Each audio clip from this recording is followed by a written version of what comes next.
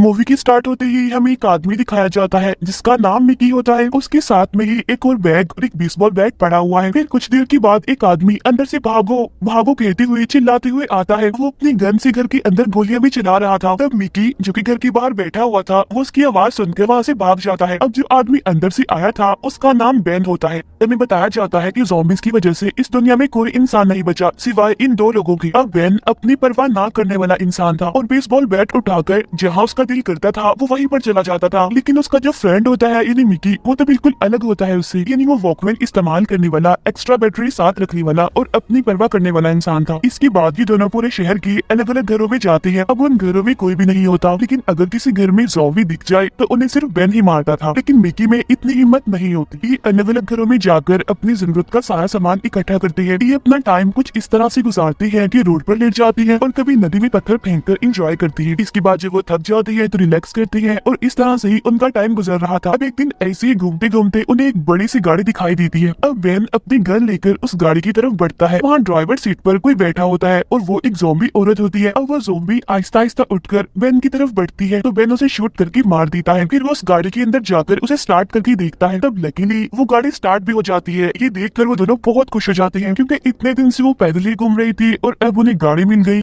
बात करते करते मिकी बेन से कहता है कि चलो मेरी फ्रेंड के घर चलते हैं। अब ये दोनों उस गाड़ी के जरिए मिकी की फ्रेंड के घर जाते हैं। तो वहाँ जाकर उन्हें पता चलता है कि वो लड़की तो कब की मर चुकी है। मिकी उस घर में जाकर उस लड़की के कमरे में जाकर बैठ जाता है। वो उन सभी मोमेंट्स को याद करता है जो कि उसने अपनी फ्रेंड के साथ गुजारी थी। मिरर पर उसकी कुछ पिक्चर्स भी लगी होती है जिन्हें मिकी उतार कर अपने पास रख लेता है। तब एक दूसरी तरफ बेन पूरे घर में जरूरत का सामान ढूंढने लगता है। तब उसे वहाँ पर दो वॉकी टॉकी, एक चेयर और एक पेट्रोल कैन मिलता है जिन्हें वो अपने पास रख लेता है। फिर और ढूंढने पर उन्हें वहाँ पर एक टूथपेस्ट मिल जाती है। अब क्योंकि वो उन्हें काफी टाइम की बाद मिली थी इसीलिए वो ब्रश करते हैं। इसके बाद बेन अपनी लाई हुई गाड़ी को चेक करता है तो उसे पता चलता है कि सीट को मोड़ने से लेटने की जगह बन सकती है। तो इस गाड़ी में दो लोगों के रहने की जगह है और हम यहीं पर ही रहेंगे। मिकी उसे घर में रहने का सोचता है। तब बेन उसे समझाते हुए कहता है कि जैसा तुम चाह रहे हो ऐसा नहीं हो सकता क्योंकि अगर हम यहीं रहे तो मर सकते हैं। 3 महीने हम एक ही घर में फंसकर रह गए थे, भूल गए हो क्या? तुम्हें याद नहीं है? ये बात भी भूल गई कि हमने डॉग का खाना खाया था और एक टाइम ऐसा आया था कि हमने डॉग को ही खा लिया था और यहाँ पर आकर अगर बहुत सारी ज़ॉम्बीज़ ने हमें घेरा डाल लिया तो बस हम तो गए। अब ये सब सुनने के बाद मिकी फिर से पूछता है क्या हम यहाँ पर रह सकते हैं? इस बार बेन गुस्सा होकर उस पर चिल्लाता है। इसके बाद वो लोग दोबारा से गाड़ी को जंगल में लेकर चले जाते हैं। फिर एक दिन मिकी वो वॉकी टॉकी जो उसने अपने फ्रेंड के घर से उठाई थी उसमें बैटरी डालकर चेक करता है कि आखिर कितनी दूर तक वॉकी टॉकी काम करेगा। तभी एक दूसरी फ्रिक्वेंसी से उन्हें किसी की बातें करने की आवाजें आने लगती है। यानी कोई दो लोग आपस में बातें करते हुए सुनाई देते हैं। जहाँ पर एक आदमी एक लड़की को एनी कहते हुए उससे बातें कर रहा था। ये सारी बातें सुनकर मिकी उनसे बात करने की कोशिश करता है। वो कहता है कि अगर मुझे कोई सुन रहा है तो मुझसे बात करो। तभी वो आदमी जो उस लड़की से बात कर रहा था उसे कहता है कि कौन हो तुम? तब मिकी कहता है कि यहाँ पर दो लोग हैं, मेरा नाम मिकी है और मेरे दोस्त का नाम बेन है। हमने गाड़ी को भी ढूंढ लिया है। ये बात वो बहुत खुशी से बता रहा होता है। तो वो आदमी जो वॉकी टॉकी पर बात कर रहा था वो इनकी बातों को इग्नोर करते हुए कहता है कि आइंदा मुझसे कांटेक्ट मत करना। तब मिकी ये सुनकर काफी हैरान हो जाता है और कहता है हमारी हेल्प करने के लिए यहाँ पर कोई भी नहीं है। हम लोग बहुत सारे काम करते हैं जैसे कि मछलियां भी पकड़ते हैं, खाना भी बना सकते हैं। वो उससे काफी रिक्वेस्ट करता है कि प्लीज हमें भी अपने साथ ले लो। तो वो आदमी कहता है कि यहाँ पर तो पहले ही बहुत सारे लोग हैं, उनके रहने के लिए जगह नहीं है तो मैं तुम्हें कहाँ एडजस्ट कर लूँ। ये भी कहता है कि मुझसे बात करने की कोशिश भी मत करो, चले जाओ यहाँ से। फिर वो अपने साथ वाली लड़की यानी एनी से भी कहता है कि तुम मिकी से बात नहीं करोगी वरना मैं तुम्हारे साथ क्या करूंगा तुम सोच भी नहीं सकती। वो उसे धमकी लगा रहा होता है। तब एनी भी कहती है कि ठीक है आइंदा से मैं बात नहीं करूंगी। अब मिकी ये सारी बातें सुनकर काफी गुस्सा हो जाता है।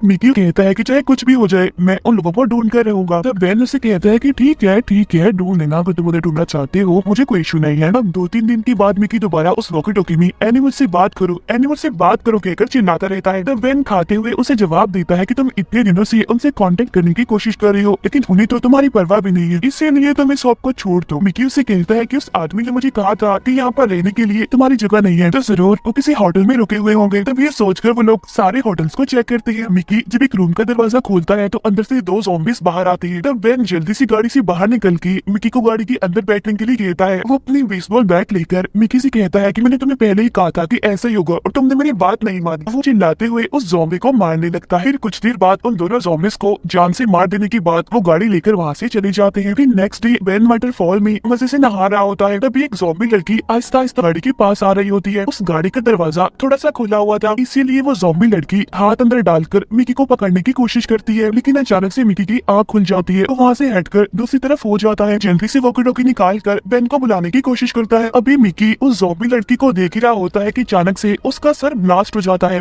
किसी और ने नहीं बल्कि बेन ने ही उस पर गोली चलाई थी। ये देखकर मिकी काफी शॉक हो जाता है। इसके बाद वो वहाँ से निकलकर करीबी बनी कुछ जगहों पर जाते हैं। पहले वो एक स्कूल में जाती है, लेकिन हमेशा की तरह वहाँ पर भी कोई नहीं होता। फिर वो एक घर में जाती है और वो घर भी बिल्कुल खाली होता है। अब मिकी चाहता था कि वो भी इसी तरह के घर में रहे और एक नॉर्मल लाइफ गुजारे बाकी इंसानों की तरह। इसीलिए वो पास आकर कहता है कि चाहे कुछ भी हो जाए, आज रात तो हम यहीं पर ही रुकेंगे। उस रात मिकी सोने से पहले फिर से वॉकी टॉकी उठाकर बोल रहा होता है कि एनी तुम हो, प्लीज मुझसे बात करो। तो वो लड़की आगे से जवाब देती है कि अगर मैं तुमसे बात करूंगी तो इन लोगों को पता चल जाएगा और वो मुझे यहाँ नहीं रहने देंगे, इसीलिए प्लीज मुझसे बात मत करो। उधर बेन गाने सुनता हुआ डांस कर रहा होता है, लेकिन उसके हाथ में पिस्टल भी होती है। घर के बाहर जंगल की तरफ जाने लगता है। वहाँ जाकर वो एक ज़ॉम्बी को दिखता है जिसे की बांधा गया था। अब बेन आराम से उसके पास जाकर बैठ जाता है और सिगरेट पीते हुए उसे देख रहा होता है। फिर वो ज़ॉम्बी को खोलकर उसे खींचते हुए मिकी के रूम में छोड़कर बाहर से दरवाजा बंद कर लेता है और ज़ॉम्बी आ गया कहकर चिल्ला रहा होता है। तब मिकी डरकर दरवाजा खोलने का कहता है, लेकिन बेन तो दरवाजा खोलता ही नहीं और वो तो उल्टा हंस रहा होता है। फिर कुछ देर के बाद वो दरवाजा खोलकर देखता है कि मिकी की पूरी बॉडी पर खून लगा हुआ है और साथ में वो ज़ॉम्बी मरा हुआ पड़ा है। अब बेन यहाँ मिकी को कहता है, अरे वाह, तुमने तो ज़ॉम्बी को मार दिया। ये कहकर वो हंसने लगता है। अब मिकी को तो पहले ही गुस्सा आता है, इसीलिए वो बेन को पकड़कर उसे भी मारने लगता है। ऐसा करने के बाद वो घर से बाहर निकल जाता है। अब बेन भी उसके पीछे पीछे जाता है। मिकी थोड़ी दूर जाकर रोने लगता है। वो कहता है कि कल रात मैंने उस लड़की से बात की, लेकिन उसने मुझे कहा कि प्लीज मुझसे बात मत करो।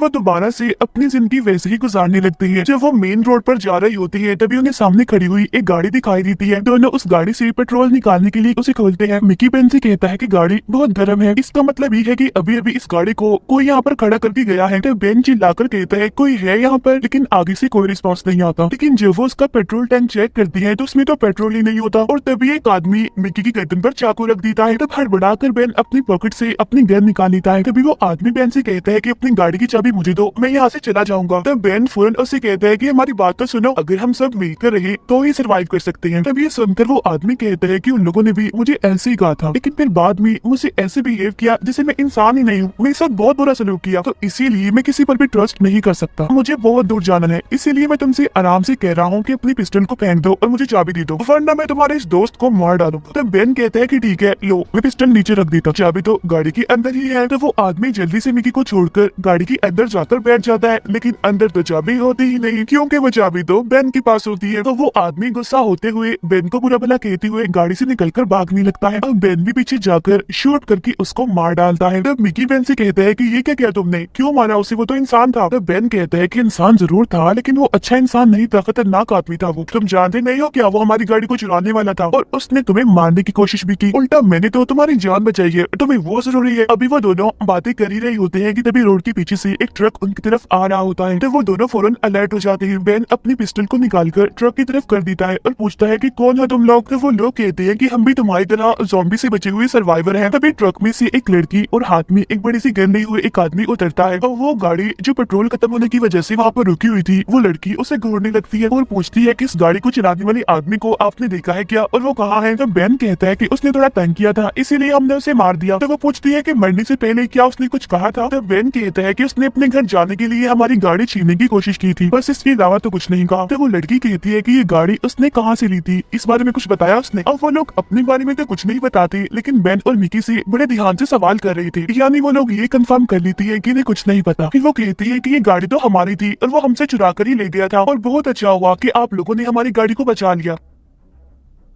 तभी मिकी उसके पास जाकर उसे पूछता है कि आपका नाम एनी है। अब एक सेकंड के लिए तो वो लड़की चुप रहती है, लेकिन फिर वो उसे पूछती है ये तुम क्या पूछ रहे हो। वो उसे दोबारा पूछता है तुम्हें होना है नहीं। फिर वो उसे ये भी कहता है कि मैं आपसे बहुत बार वॉकी टॉकी पर बात भी कर चुका हूँ। लेकिन तभी अचानक से वो लड़की पिस्टल निकालकर बेन के पाँव पर शूट कर देती है। पीछे खड़ा हुआ आदमी भी बेन को अपनी गन पॉइंट पर ले लेता है। वो लड़की यानी एनी भी गन लेकर मिकी के पास आती है और उससे कहती है कि मैंने तुम्हें कहा था ना कि मुझे ढूंढने की या मुझसे कांटेक्ट करने की कोशिश मत करना। फिर वो पिस्टल दिखाकर उसे गाड़ी की चाबी मांगती है और वो उस गाड़ी की चाबी को वहाँ खेत में फेंक देती है और कहती है कि हमारे बाद उस चाबी को ढूंढ लेना। उनके जाने के बाद मिकी उस चाबी को ढूंढने के लिए खेत में चला जाता है। अब देखते ही देखते वहाँ पर अंधेरा छा रहा था, लेकिन चाबी अभी भी नहीं मिली थी। तब वो लोग डिसाइड करते हैं कि अब क्योंकि रात होने वाली है इसीलिए वो चाबी को कल ही ढूंढेंगे। इसके बाद वो दोनों गाड़ी के अंदर जाकर बैठ जाते हैं। रात को जब वो सो रहे होते हैं तो उन्हें कुछ आवाजें सुनाई देती है। आँख खुल जाती है। फिर वो नाइट से रोड पर देखती है कि वहाँ पर बहुत सारे ज़ॉम्बीज़ हैं जो आहिस्ता आहिस्ता करके इनकी गाड़ी के पास ही आ रहे हैं। तब मिकी फौरन घबराते हुए कहता है कि चलो जल्दी से यहाँ से भाग चलते हैं, लेकिन गाड़ी की चाबी तो होती नहीं क्योंकि वो तो खेत में गिरी होती है। तब बेन कहता है कि मैं कैसे भाग सकता हूँ क्योंकि मेरी टांग पर तो चोट लगी हुई है। वो मिकी से कहता है सिर्फ तुम ही बचकर निकल सकती हो, इसीलिए तुम यहाँ से बचकर भाग जाओ। तब मिकी कहता है कि नहीं, मैं नहीं जाऊंगा, बहुत सारे ज़ॉम्बीज़ हमारी गाड़ी को घेर चुके हैं, इसीलिए गाड़ी में रहना ही हमारे लिए सेफ होगा। सुबह उठकर वो देखते हैं कि गाड़ी के बाहर से बहुत सारे ज़ॉम्बीज़ उनको देख रहे हैं और अपने हाथों को शीशे पर रगड़ रहे हैं। और वो सोच रही होती है कि आखिर गाड़ी से कैसे निकला जाए। दोनों गाड़ी के अंदर बुरी तरह फंस चुकी है। अब बेन गुस्सा होकर मिकी से कहता है कि तुमने उसे एनी कहकर परेशान किया और इसी वजह से आज मेरी टांग का ये हाल है, ये सब तुम्हारी वजह से हुआ है। तब मिकी कहते हैं क्या गाड़ी को दो वायर से कनेक्ट करके स्टार्ट नहीं कर सकते जैसा कि फिल्मों में होता है। तब बेन कहता है कि ऐसा रियल लाइफ में नहीं होता, सिर्फ फिल्मों में ही होता है, और अगर गाड़ी की वायर को खींचा तो गाड़ी खराब हो सकती है और अगर बाद में चाबी मिल भी गई तो हम कुछ नहीं कर पाएंगे। अब वो सोचती है कि गाड़ी के अंदर पड़े हुए पानी को वो कितने दिन चलाएंगे, एक आदमी कितने दिन ये पानी पी सकता है। अब ये सारे ज़ॉम्बीज़ गाड़ी से बाहर खड़े होकर उन्हें देख रहे थे, जो कि मिकी को बिल्कुल भी अच्छा नहीं लग रहा था। इसीलिए वो सारी विंडो को ब्लैंकेट्स और कपड़ों से कवर्ड कर देता है ताकि वो ज़ॉम्बीज़ उन्हें देख ना पाए। अब वो अंदर ड्रिंक करते हुए, स्मोकिंग करते हुए बड़े मजे से अपनी जिंदगी गुजार रहे होते हैं, इस बात की परवाह किए बगैर कि बाहर क्या चल रहा है। वो ताश भी खेलते हैं, सिंगिंग करके एंजॉय भी करते हैं काफी। फिर बेन मिकी को काफी इंसिस्ट करता है और उसे कहता है कि जाओ तुम चाबी ढूंढो, मुझे पता है कि तुम चाबी जरूर ढूंढ लाओगे। समझाता है कि अगर तुम्हें बाहर जाकर भी चाबी ना मिली तो यहाँ से भाग जाना, यहाँ वापस मत आना, ज़ॉम्बीज़ में आकर वापस मत फंस जाना। फिर मिकी उससे कहता है कि तुम्हारे अलावा मेरा कोई भी नहीं है, इसीलिए मैं वापस जरूर आऊंगा। अब चाबी को लाने के लिए मिकी सनरूफ खोलकर बाहर निकलता है।